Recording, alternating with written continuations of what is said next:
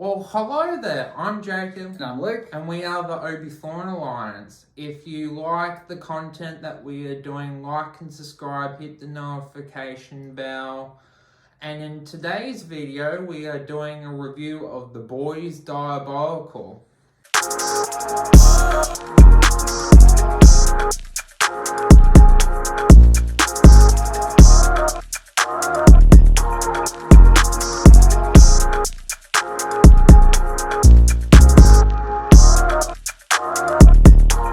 Okay, Jacob, so The Boys Diabolical, what is it?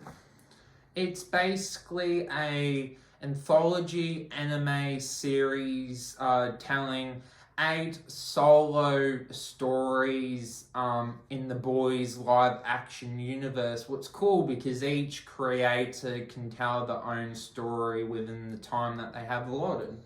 Okay, and it's kind of a tough question to answer, being 8 separate episodes, but what kind of happens throughout the 8 episodes and how does it tie into the Boys universe?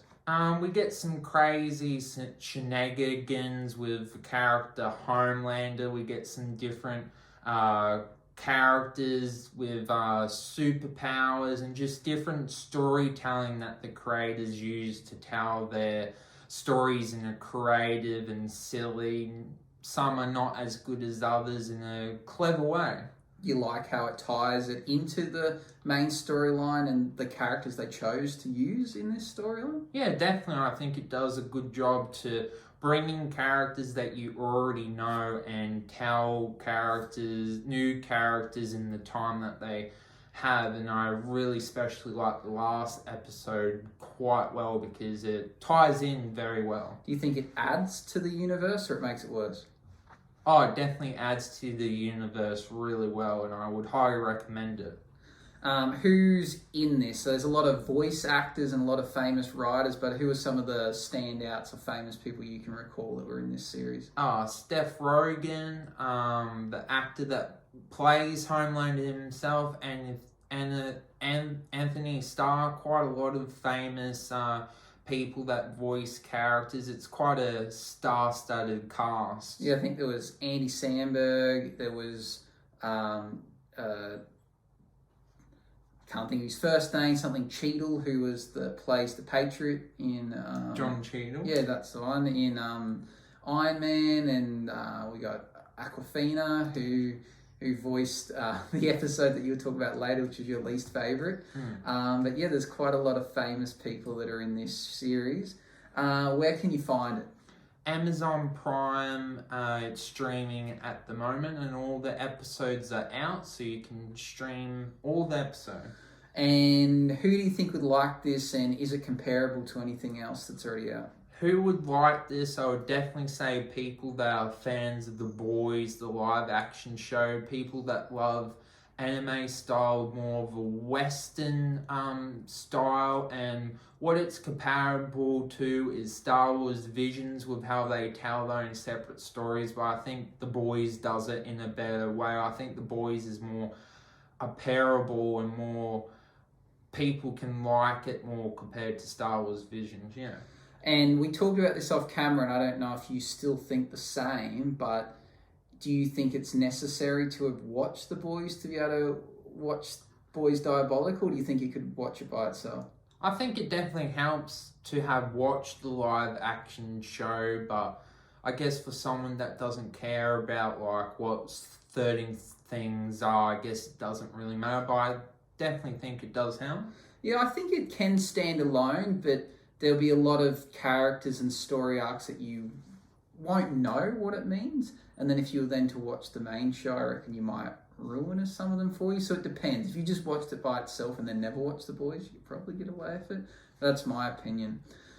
Okay, let's move into a verdict. Do you want to go first, Jacob? So with our new verdict system, instead of being 5 stars, we've changed it to being a percentage out of 100%, and because there were different categories with the Boys Diabolical, we didn't really get to use all of them, but my score averaged out to a 71% out of 100. I think being that it doesn't have a full story, I think that's a pretty good score for the show. I think it tastes to different people, and I think that's a decent score. My score was somewhat similar. I gave it a 78%. I really liked that the show, each episode was really different in its styling, which I think was cool and brave to have done. There were some storylines that were really silly, and there were some that were really awesome that added to the boys' universe. But overall, I think a 78 kind of works out well for me.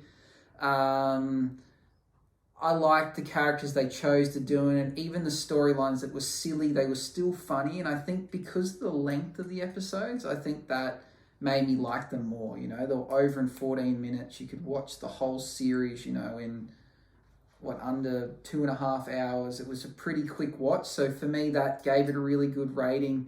And compared to something like Star Wars Visions, I like that it added something to the universe, where Star Wars Visions, went on its own tangent, which is cool, but it wasn't for me.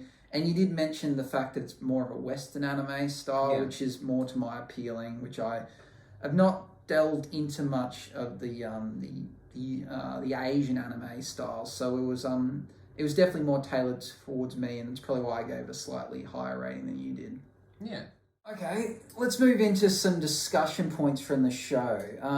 What do you think is something worth discussing in this show that people out there that have seen it that might want to know what our thoughts are on it? Did you like that all the episodes that they chose to do? Did you feel like all of them were consistent or were worth telling? Unlike Star Wars Visions, that you could argue, did they use their time wisely with how many episodes they had?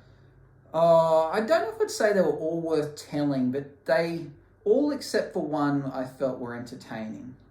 The one that I'm referring to that I found least entertaining episode 7? Yeah, it was the second last episode. And coincidentally, that was probably the most Asian style anime.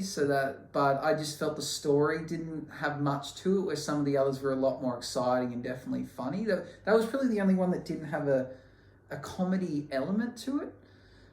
So in saying that, I think they were all worth telling because I got something from it. I watched it, I learnt something, I laughed. Where Star Wars Vision, sorry to keep comparing it, I felt, bored and not interested, where I think even with the most silly of storylines, like where a character, like there's an episode that heavily involves poo, I still found it somewhat funny and interesting because there was something quirky about it, where I don't think Star Wars Visions had that for me.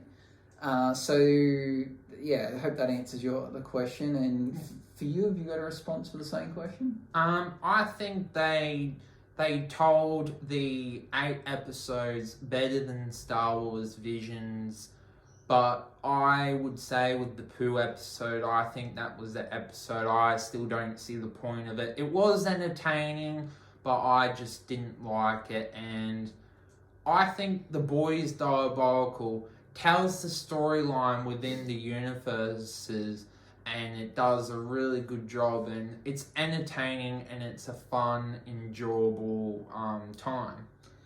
Without trying to rank them all, what would be your favourite 2 episodes and your worst episode? My favourite 2 would be episode 8 would be number 1, and then episode 3 would be number 2. And what do you reckon was the worst episode? Episode 6. That was the poo one, was it? Yeah. So I reckon the worst episode would be number 7, which is about like an elderly couple. One was dying of, we assume, cancer, and then he steals Compound V and gives it to her in hope that it'll keep her alive. That would be my worst episode. The top 2, I haven't given it too much thought in terms of order, but definitely the last episode was the most interesting, and the next one. Maybe the other one, the one that featured the 7 kind of heavily, where they were inducting someone to the Hall of Fame, with Billy Butcher in it. Yeah, that was episode 3. Yeah, so episode 3, I would say, was probably my other top 2 episodes. So yeah. Do you feel like this did a good job to get new people to maybe give the live action a try, or? Yeah, I do think so. I think it's important to see the live action first, but in terms of two people now I've sat and watched episodes of Diabolical with, and from that they became interested in watching the live action and started watching it. So it does work in that sense. I've seen it in action, get two people interested in it. Even though I think it's an odd order to watch it, I think that it did spark an interest into watching the main show. What do you think? Do you think the same thing? Or? Yeah, I think so as well. I think it's good to do something different to appeal to different people, because not everyone likes live action, and because you're not telling a full story, just one shots. You don't have to watch every episode. One thing I like is not only did it can build onto the boys' universe, it actually, even with some characters, gave some extra depth to their characters, even like a kind of an origin story in a way. Like, we already knew about Homelander and his upbringing, but we got to see a bit more of it, a bit more of an insight, and we got to see him being inducted into the Seven and how he interacted with Black Noir, which to me really adds onto the main storyline. I also didn't notice, so I've gone back and started to watch The Boys live action, and so in Diabolical there's an episode that features the Nubian prince, and I didn't know anything, like the name and the character meant nothing to me, but then if you watch the first episode of The Boys, he's actually in it. Okay. So in the Boys, the first episode, one of the characters, I think he might be the mayor of like Baltimore or something, and he comes to meet with Vought Industries, and they basically say, oh, crime's really high in your town. You need a superhero. The superhero will come and lower crime. It's going to cost you, like $300 million a year, and you can have a superhero. And we think the best one for you would be the Nubian Prince, and we're going to send you him. And so that, like, I realized that as a character that had already been referenced in the main show. So they pretty much every character they found, some kind of reference to bring them in. And I actually, even though the Pooh episode was silly, I liked the fact that it featured the Deep, which is probably my favourite hero in the whole show. Yeah, I'd agree with that. Any other questions or discussion points? I guess, like I said to you, did you like that they didn't tell a full story? It was kind of self-contained. Do you think that worked for it? Yeah, I think so. I like that it didn't carry on. And I definitely didn't do what If did and then try to link them all together when we're already under the idea that they weren't linked. So I liked that it did that. I liked that it was still attached to the main storyline. I just think it did a lot of cool things, and then I guess if they really wanted to, they could expand on each of those stories, but I don't really know if they do. They all kind of came to an abrupt ending.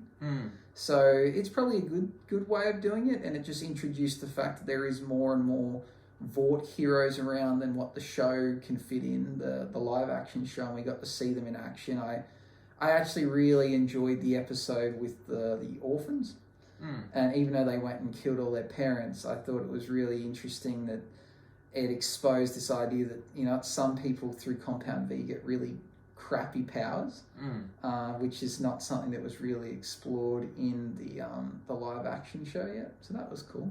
Yeah. I've probably got one last question for you. Do you think it deserves a second season? I wouldn't be opposed to it if they come out with cool stories like they did with season 1. I think it could definitely work. Yeah, I agree. I think it could. I think they could do it quite easily because it's not a continuation, and it's just adding extra stories onto characters. Like they could make episodes, where it's certain missions that the Seven go on, or certain things that Homelander does, or things that Billy Butcher has done. And it doesn't. It's just like a short story that can add to the main story. So I think it could definitely work. And I do hope they do a second season. They probably will because The Boys is a bit of a juggernaut, but Amazon Prime do like to cancel shows, so it's I would assume there's a second season, but I wouldn't bank on it. So you're glad that you watched this show, because basically how you watch Star Wars Visions is that we did episode reactions to Star Wars Visions, but you independently watched The Boys Diabolical. Are you glad that you decided to? Yeah, I'm glad I did that, and I am a big fan of The Boys. Not that I'm not a fan of Star Wars, I knew what Star Wars Visions was going to be, and I knew it wasn't my type of thing, where I thought this would be, and it was. And, it's kind of got me interested in wanting to continue watching Invincible now, because I think they're fairly similar. So, I'm glad I did watch it. Well, thank you for watching. We are the Obi Thorin Alliance. See you in the next video. Let the Force be with you. Bye-bye.